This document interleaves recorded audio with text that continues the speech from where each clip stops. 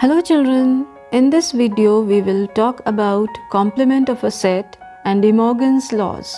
To understand this concept, let us consider a situation where we have a universal set U containing natural numbers less than 11 and its subset A which has even natural numbers.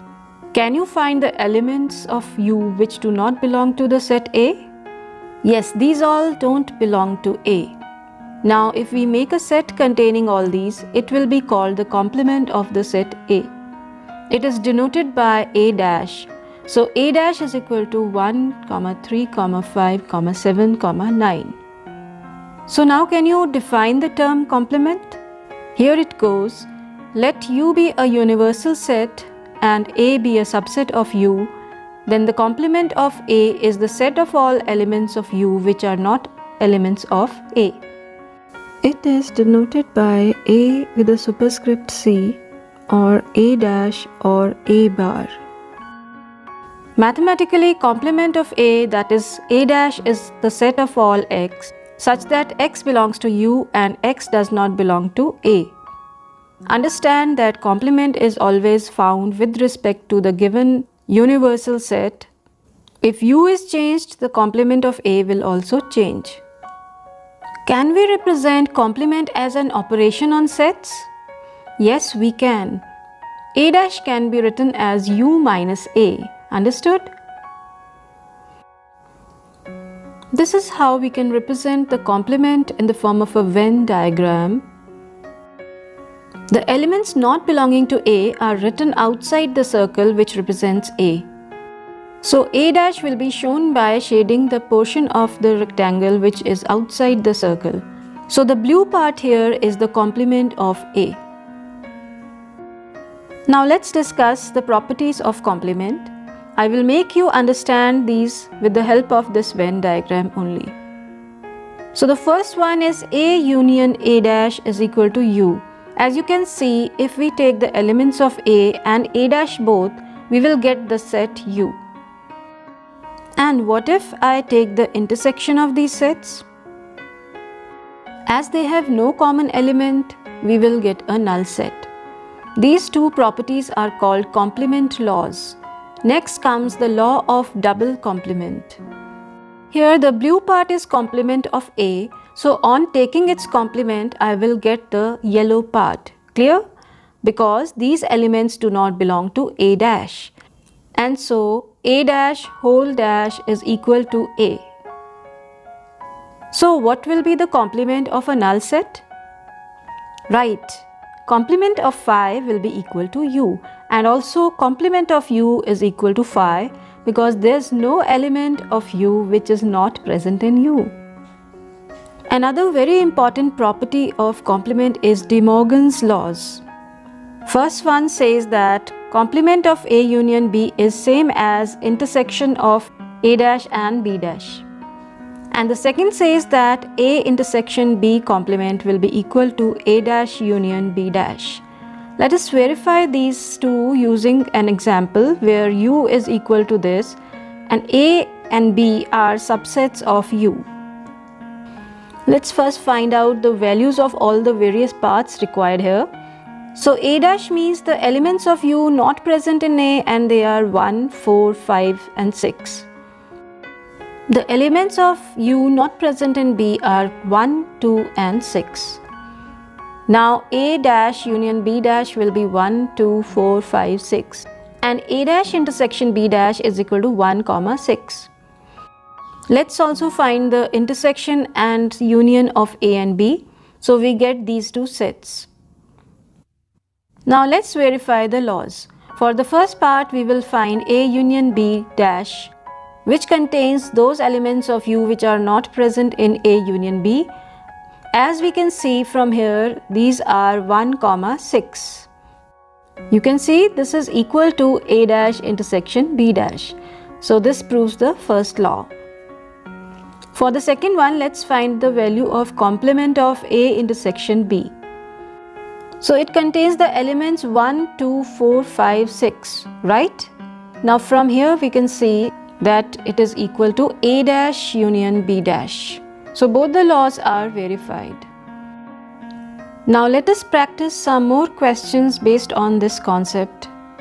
In the first part of question 1, you have to find A dash, which means all the elements of U which are not present in A, and you can see these are 5, 6, 7, 8 and 9. Which elements of U are not present in B?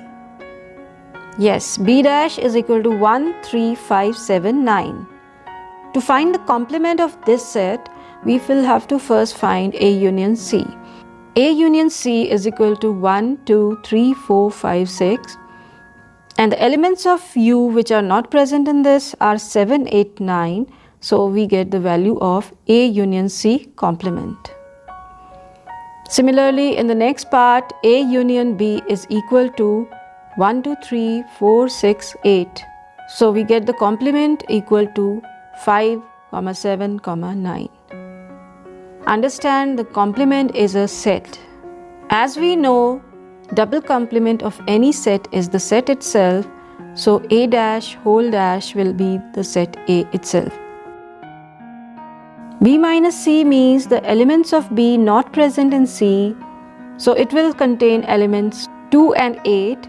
And so its complement will be 1, 3, 4, 5, 6, 7, 9. Are all the parts clear to you? So now I think you can easily complete the second one, which is similar. Quickly complete it.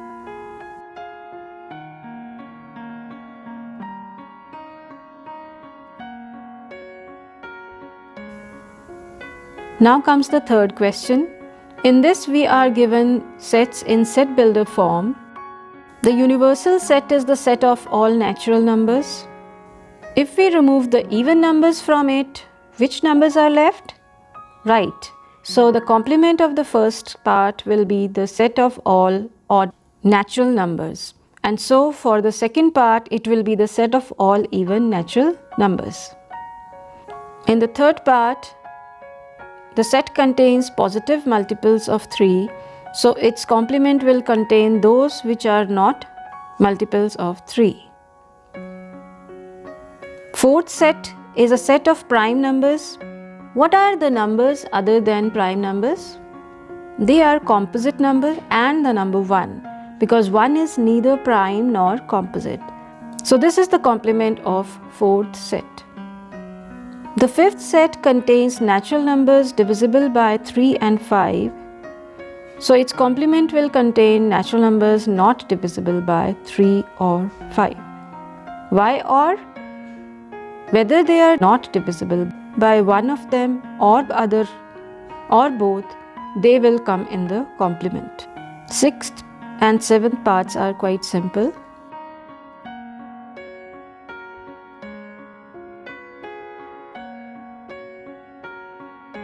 Let us discuss the eighth part. Here we are given x is a solution of the equation x plus 5 equal to 8. So let us find out the solution, and you can easily solve it orally also.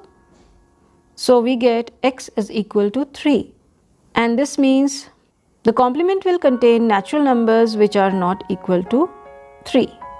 Similarly, in the ninth part, if we solve 2x plus 5 equal to 9, we get value of x equal to 2. So the complement will contain natural numbers which are not equal to 2, or you can say other than 2. 10th part contains an inequality. If x is greater than or equal to 7, on a number line you can visualize this. So the values of x is 7 and the numbers which are on the right side of 7. If we remove these numbers from the set of natural numbers, what is left? We are left with all the numbers which are less than 7. If I solve this equation, I will get x greater than 9 upon 2. So I have to take the values which are not greater than 9 upon 2, and they will be x equal to 9 upon 2 or less than 9 upon 2. But we will not take 9 upon 2 because 9 upon 2 is not a natural number. So we can write x less than 9 upon 2. Now question 4 is nothing but verification of De Morgan's laws. Let's start with the left hand side. A union B complement means complement of this set. The elements of U which are not present in this set are 1, 9. Now the right hand side, A dash intersection B dash. A dash contains the elements 1, 3, 5, 7, 9 and B dash contains 1, 4, 6, 8, 9. So what will come in the intersection? 1, 9. Therefore, A union B whole dash is equal to A dash intersection B dash. So can you try the second one now?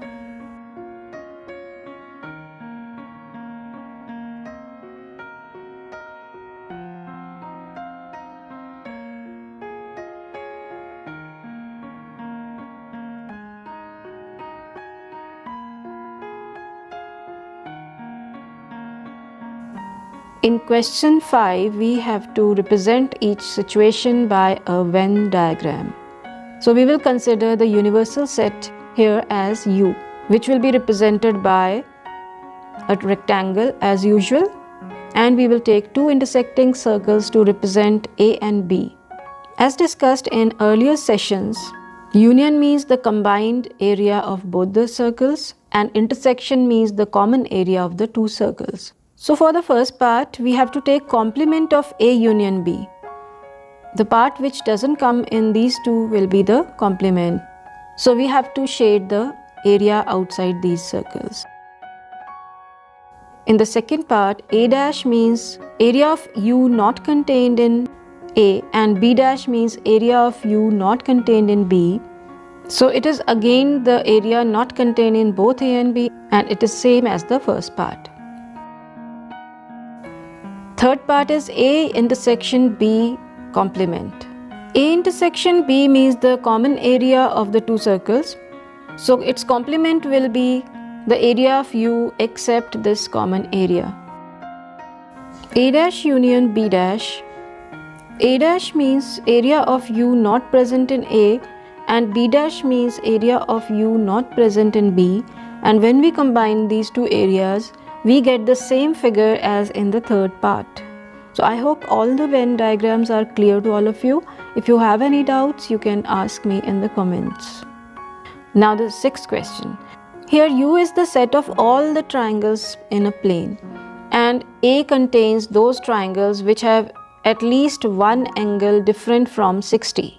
If we take a triangle in which not at least one angle is different from 60, means all the angles are of 60 degree. So it means complement of A will contain the set of all equilateral triangles in the plane. Is it clear? Now the last one is a fill-up question. A union A dash is equal to U as we have already discussed in the properties. Phi dash is U, and so U intersection A will be equal to A itself. A dash has no common element with A, so their intersection will give us the null set. U dash means null set, and when you take intersection of null set with any set, you always get a null set. So I hope all the parts are clear to you. But still, if you have any doubt, any question, you can always ask in the comment. So that is all for today. We will meet again soon with another session on sets. If you have any queries, please leave your question in the comment box. Take care and goodbye.